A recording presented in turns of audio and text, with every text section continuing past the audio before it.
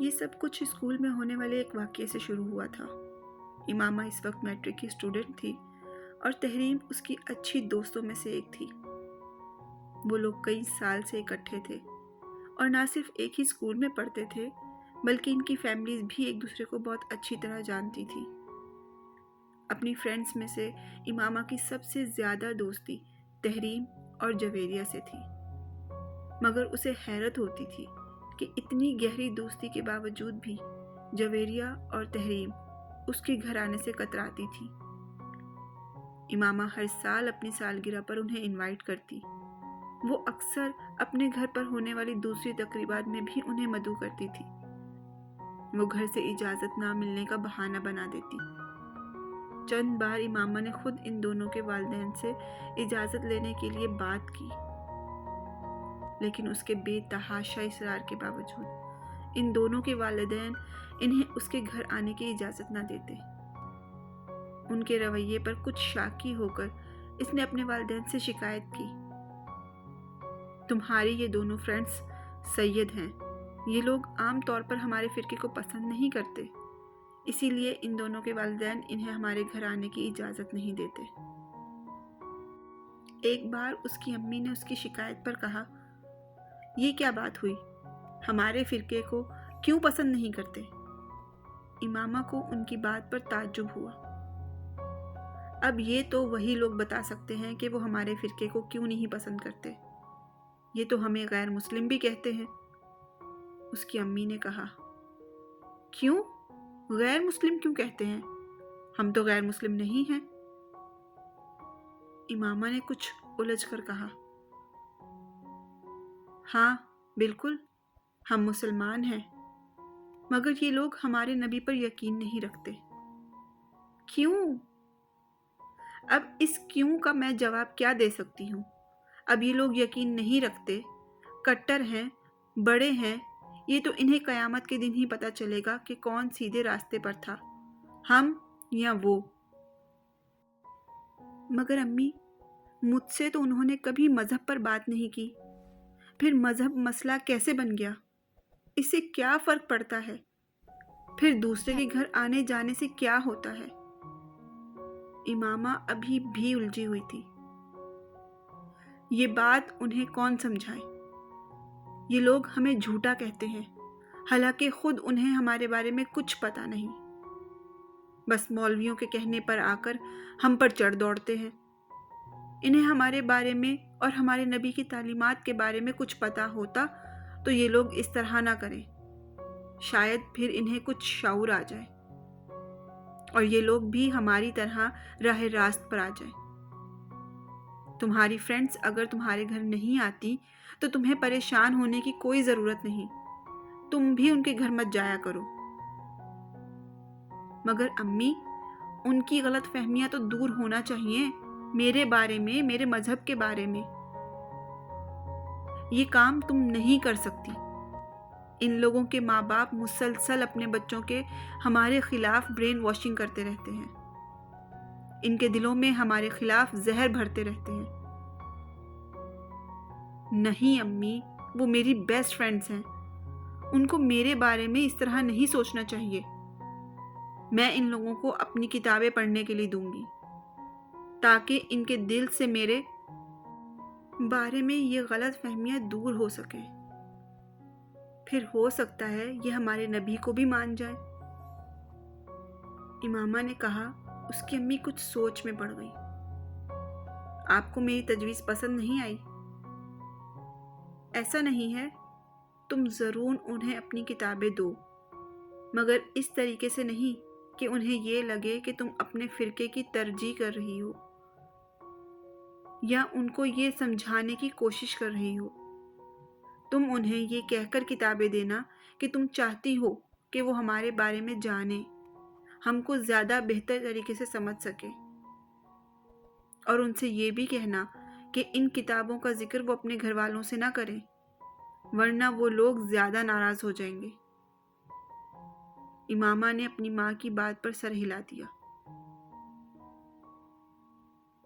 इसके चंद दिनों बाद इमामा स्कूल में कुछ किताबें लेकर गई। ब्रेक के दौरान وہ جب گراؤنڈ میں آ کر بیٹھی تو امامہ اپنے ساتھ وہ کتابیں بھی لے آئی۔ میں تمہارے اور جویریہ کے لیے کچھ لے کر آئی ہوں۔ کیا لائی ہو؟ دکھاؤ۔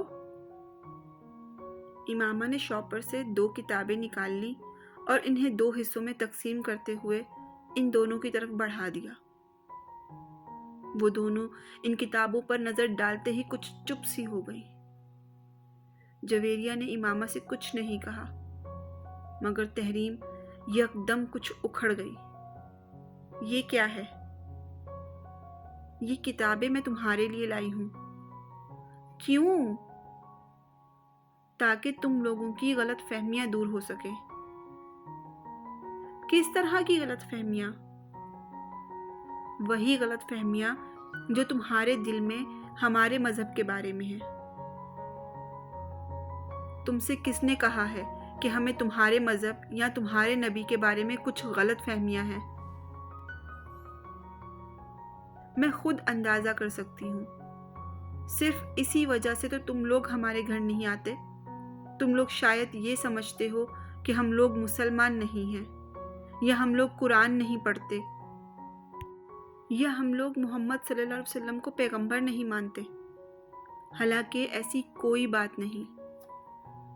ہم لوگ ان سب چیزوں پر یقین رکھتے ہیں۔ ہم تو صرف یہ کہتے ہیں کہ محمد صلی اللہ علیہ وسلم کے بعد ہمارا بھی ایک نبی ہے، اور وہ بھی اسی طرح قابل احترام ہے جس طرح محمد صلی اللہ علیہ وسلم۔ امامہ نے بڑی سنجیدگی کے ساتھ وضاحت کرتے ہوئے کہا۔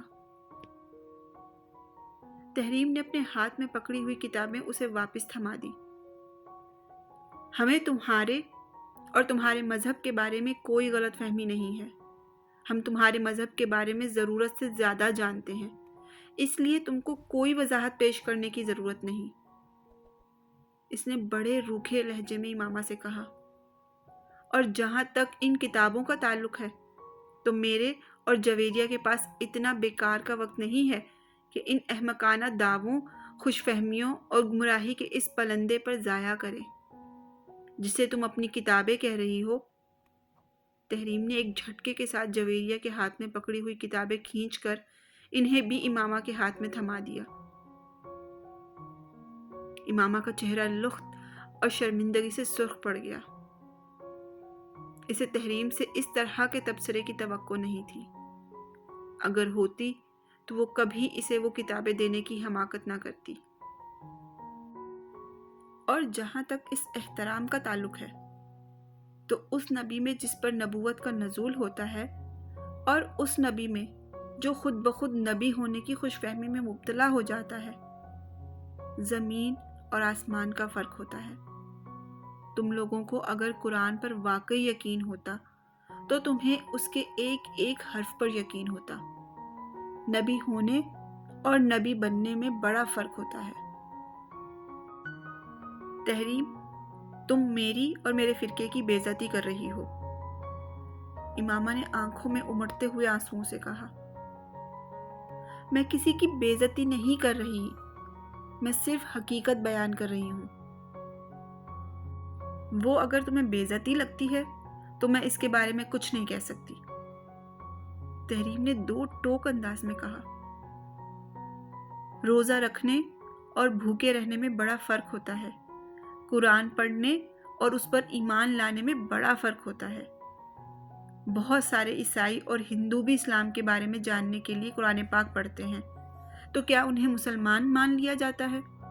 اور بہت سے مسلمان بھی دوسرے مذہب کے بارے میں جاننے کے لیے دوسری الہامی کتابیں پڑھتے ہیں، تو کیا وہ غیر مسلم ہو جاتے ہیں؟ اور تم لوگ اگر حضور اکرم صلی اللہ علیہ وسلم کو پیغمبر مانتے ہو تو کوئی احسان نہیں کرتے، تم ان کی نبوت کو جھٹلاؤ گے تو اور کیا جھٹلاؤ گے؟ پھر تو انجیل کو بھی جھٹلانا پڑے گا جس میں حضور اکرم صلی اللہ علیہ وسلم کی نبوت کی خوشخبری دی گئی ہے۔ پھر تو توریت کو بھی جھٹلانا پڑے گا جس میں ان کی نبوت کی بات کی گئی ہے۔ پھر قرآن پاک کو بھی جھٹلانا پڑے گا جو محمد صلی اللہ علیہ وسلم کو آخری نبی قرار دیتا ہے۔ اور سب سے بڑی بات یہ ہے کہ اگر تمہارا نبی محمد صلی اللہ علیہ وسلم کی نبوت کو جھٹلاتا ہے تو وہ ان مناظروں کی کیا توجیہ پیش کرتا ہے جو وہ نبوت کا دعویٰ کرنے سے پہلے کئی سال عیسائی پادریوں سے محمد صلی اللہ علیہ وسلم کی نبوت اور اسلام کے آخری دین ہونے پر کرتا رہا تھا۔ اس لیے امامہ ہاشم، تم ان چیزوں کے بارے میں بحث کرنے کی کوشش مت کرو جن کے بارے میں تمہیں سرے سے کچھ پتہ ہی نہیں ہے۔ تمہیں نہ اس مذہب کے بارے میں پتہ ہے جس پر تم چل رہی ہو، اور نہ ہی اس کے بارے میں جس پر تم بات کر رہی ہو۔ تحریم نے دو ٹوک انداز میں کہا۔ اور میں ایک چیز بتا دوں تمہیں، دین میں کوئی جبر نہیں ہوتا۔ تم لوگ محمد صلی اللہ علیہ وسلم کی نبوت کے ختم ہونے کا انکار کرتے ہو تو ہمارے پیغمبر کو کوئی فرق نہیں پڑتا، مگر ہم محمد صلی اللہ علیہ وسلم کی نبوت پر یقین رکھتے ہیں، امامہ نے اس بات پر زور دیتے ہوئے کہا۔ تو پھر ہم بھی انجیل پر یقین رکھتے ہیں، اسے الہامی کتاب مانتے ہیں، حضرت عیسیٰ علیہ السلام کی نبوت پر یقین رکھتے ہیں۔ تو کیا ہم کرسچن ہیں؟ اور ہم تو حضرت موسیٰ علیہ السلام، حضرت داؤد علیہ السلام کی نبوت پر بھی یقین رکھتے ہیں، تو کیا ہم پھر یہودی ہیں؟ تحریم نے کچھ تمسخر سے کہا۔ لیکن ہمارا دین اسلام ہے، کیونکہ ہم محمد صلی اللہ علیہ وسلم کے پیروکار ہیں، اور ہم ان پیغمبروں پر یقین رکھنے کے باوجود نہ عیسائیت کا حصہ ہیں نہ یہودیت کا۔ بالکل اسی طرح تم لوگوں کا نبی ہے، کیونکہ تم اس کے پیروکار ہو۔ ویسے تم لوگ تو ہمیں بھی مسلمان نہیں سمجھتے، ابھی تم اصرار کر رہی ہو کہ تم اسلام کا ایک فرقہ ہو، جبکہ تمہارا نبی اور اس کے بعد آنے والی تمہاری جماعت کے تمام لیڈرز کا دعویٰ ہے کہ جو مرزا کی نبوت پر یقین نہیں رکھتا وہ مسلمان نہیں ہے۔ تو اسلام سے تو تم لوگ تمام مسلمانوں کو پہلے ہی خارج کر چکے ہو۔ ایسا کچھ بھی نہیں ہے، میں نے ایسا کب کہا؟ امامہ نے قدرے لڑکھڑاتے ہوئے لہجے میں کہا۔ تو پھر تم اپنے والد سے ذرا اس معاملے کو ڈسکس کرو، وہ تمہیں خاصی اپ ٹو ڈیٹ انفارمیشن دیں گے اس بارے میں۔ تمہارے مذہب کے خاصے سرکردہ رہنما ہیں۔ تحریم نے کہا، اور یہ جو کتابیں تم ہمیں پیش کر رہی ہو انہیں خود پڑھو۔ ویسے مجھے نہیں لگتا کہ تم نے ان کتابوں کو کبھی پڑھا ہوگا، ورنہ تمہیں پتا ہوتا ان سرکردہ رہنماؤں کے بارے میں۔ جویریہ تحریم کی اس ساری گفتگو کے دوران خاموش رہی تھی۔ وہ صرف کنکھیوں سے امامہ کو دیکھتی رہی۔ اللہ تعالیٰ کہتا ہے کہ محمد صلی اللہ علیہ وسلم اس کے آخری نبی ہیں، اور میرے پیغمبر صلی اللہ علیہ وسلم اس پر گواہی دیتے ہیں کہ وہ اللہ کے آخری نبی ہیں، اور میری کتاب مجھ تک یہ دونوں باتیں بہت صاف اور واضح اور دو ٹوک انداز میں پہنچا دیتی ہیں۔ تو پھر مجھے کسی اور شخص کے ثبوت اور اعلان کی ضرورت نہیں ہے، سمجھی؟ تحریم نے اپنے ایک ایک لفظ پر زور دیتے ہوئے کہا۔ بہتر ہے تم اپنے مذہب کو یا ہمارے مذہب کو زیر بحث لانے کی کوشش نہ کرو۔ اتنے سالوں سے دوستی چل رہی ہے، چلنے دو۔ جہاں تک تمہارے گھر نہ آنے کا تعلق ہے تو ہاں، یہ بالکل ٹھیک ہے کہ میرے والدین کو تمہارے گھر آنا پسند نہیں۔ یہاں اسکول میں تم سے دوستی اور بات ہے، بہت سے لوگوں سے دوستی ہوتی ہے، ہماری اور دوستی عام طور پر مذہب آڑے نہیں آتا، لیکن گھر میں آنا جانا کچھ مختلف چیز ہے۔ انہیں شاید میری کسی عیسائی یا یہودی یا ہندو دوست کے گھر جانے پر اعتراض نہ ہو، لیکن تمہارے گھر جانے پر ہے، کیونکہ وہ لوگ اپنے مذہب کو مانتے ہیں، وہ اپنے آپ کو مسلمان نہیں کہتے، جس مذہب سے تعلق ہوتا ہے وہی بتاتے ہیں۔ اور یہ بھی حقیقت ہے کہ جتنا تم لوگوں کو ناپسند کیا جاتا ہے اتنا ان لوگوں کو نہیں کیا جاتا، کیونکہ تم لوگ صرف پیسے کے حصول اور اچھے مستقبل کے لیے یہ نیا مذہب اختیار کر کے ہمارے دین میں گھسنے کی کوشش کر رہے ہو، مگر کرسچن، ہندو یا یہودی ایسا نہیں کرتے۔ امامہ نے بے اختیار اسے ٹوکا۔ کس پیسے کی بات کر رہی ہو تم ہماری فیملی کو جانتی ہو؟ ہم لوگ شروع سے ہی بہت امیر ہیں، ہمیں کون سا روپیہ مل رہا ہے اس مذہب پر رہنے کے لیے؟ ہاں، تم لوگ اب بڑے خوشحال ہو، مگر شروع سے تو ایسے نہیں تھے۔ تمہارے دادا مسلمان تھے مگر غریب آدمی تھے۔ وہ کاشتکاری کیا کرتے تھے اور ایک چھوٹا کاشتکار تھے۔ ربوع سے کچھ فاصلے پر ان کی تھوڑی بہت زمین تھی۔ پھر تمہارے تایا نے اپنے کسی دوست کے توسط سے وہاں جانا شروع کر دیا اور یہ مذہب اختیار کر لیا اور بے تحاشا امیر ہو گئے، کیونکہ انہیں وہاں سے بہت زیادہ پیسہ ملا۔ پھر آہستہ آہستہ تمہارے والد اور تمہارے چچا نے بھی اپنا مذہب بدل لیا۔ پھر تم لوگوں کا خاندان اس ملک کے متمول ترین خاندانوں میں شمار ہو گیا، اور یہ کام کرنے والے تم لوگ واحد نہیں ہو۔ زیادہ تر اسی طریقے سے لوگوں کو اس مذہب کا پیروکار بنایا جا رہا ہے۔ امامہ نے کچھ بھڑکتے ہوئے اس کی بات کو کاٹا۔ تم جھوٹ بول رہی ہو۔ تمہیں یقین نہیں آ رہا تو تم اپنے گھر والوں سے پوچھ لینا، اس قدر دولت کس طرح آ رہی ہے ان کے پاس، اور ابھی بھی کس طرح آ رہی ہے۔ تمہارے والد اس مذہب کی تبلیغ کرتے ہیں، ہر سال لاکھوں ڈالرز آتے ہیں انہیں غیر ملکی مشنز اور NGOز سے۔ یہ جھوٹ ہے، سفید جھوٹ، امامہ نے بے اختیار کہا۔ میرے بابا کسی سے کوئی پیسہ نہیں لیتے۔ وہ اگر اس فرقے کے لیے کام کرتے ہیں تو غلط کیا ہے؟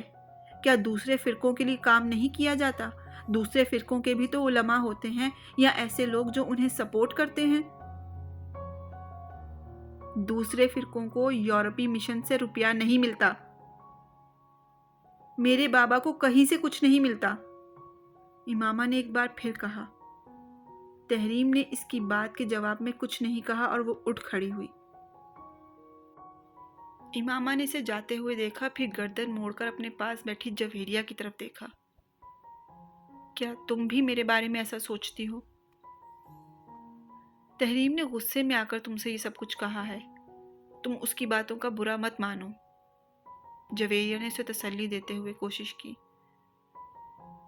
تم ان سب باتوں کو چھوڑو، آؤ کلاس میں چلتے ہیں، بریک ختم ہونے والی ہے، جویریہ نے کہا تو وہ اٹھ کھڑی ہوئی۔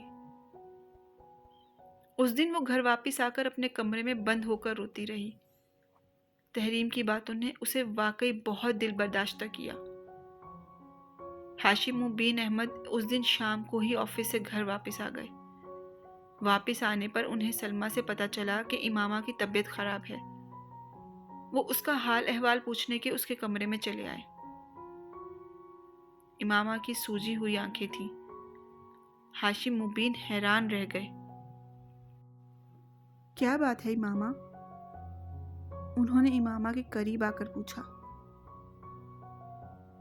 وہ اٹھ کر بیٹھ گئی اور کچھ بہانہ کرنے کی بجائے بے اختیار رونے لگی۔ ہاشم کچھ پریشان ہو کر اس کے قریب بیٹھ گئے۔ کیا ہوا بیٹا؟ کیا ہوا ہے امامہ؟ مجھے بتاؤ۔ تحریم نے آج اسکول میں مجھ سے بہت بدتمیزی کی ہے۔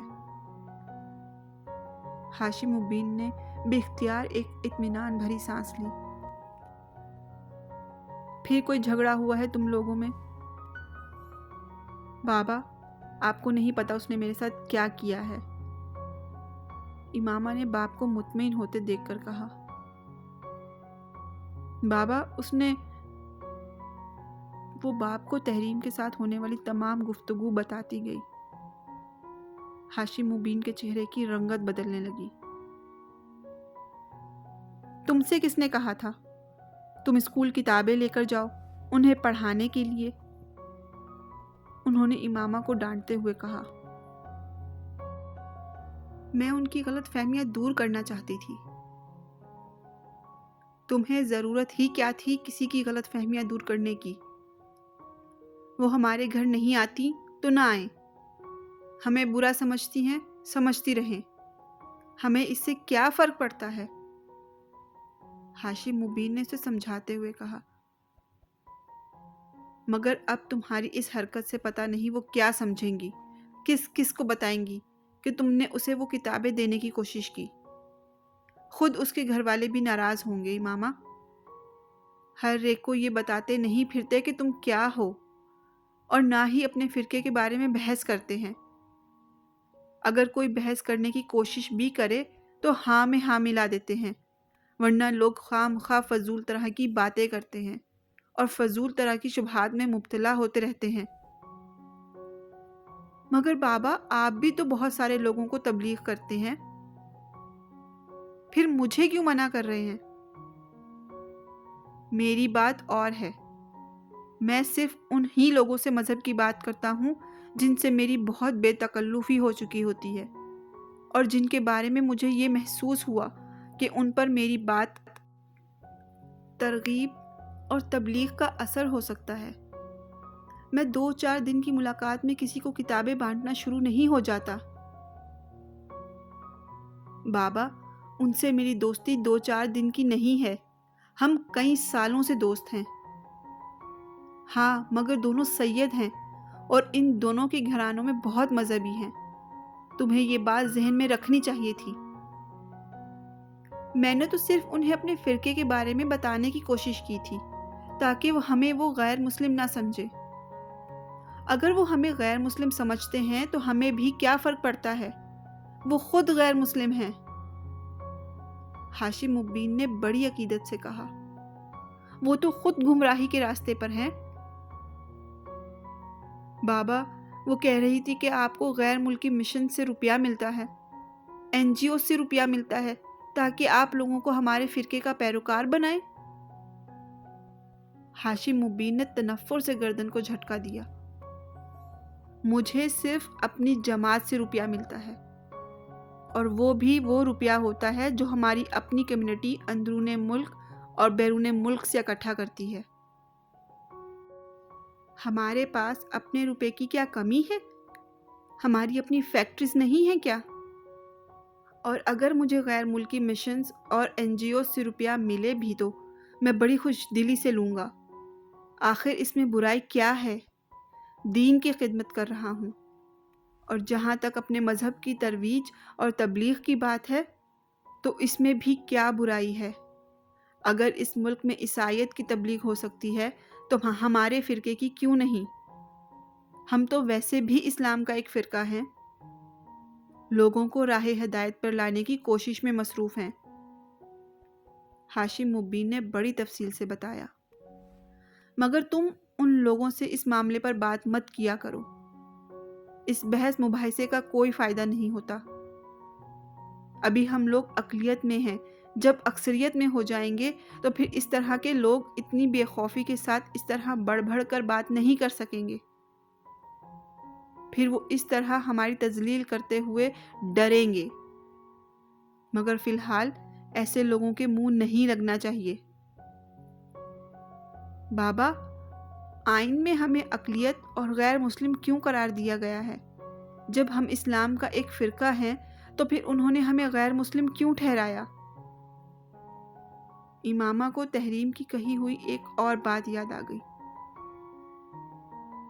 یہ سب مولویوں کی کارستانی تھی، اپنے اپنے مقاصد کے حصول کے لیے وہ سب ہمارے خلاف اکٹھے ہو گئے تھے۔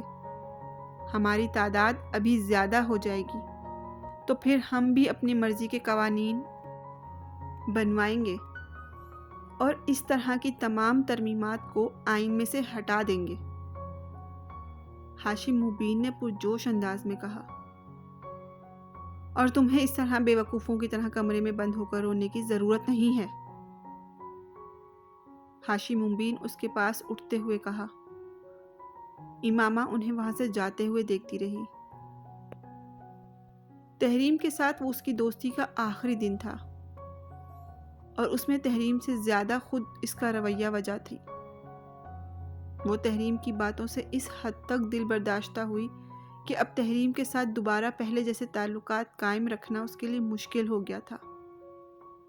خود تحریم نے بھی اس کی اس خاموشی کو پھلانگنے یا توڑنے کی کوشش نہیں کی۔ ہاشم مبین احمدی جماعت کے سرکردہ رہنماؤں میں سے ایک تھے۔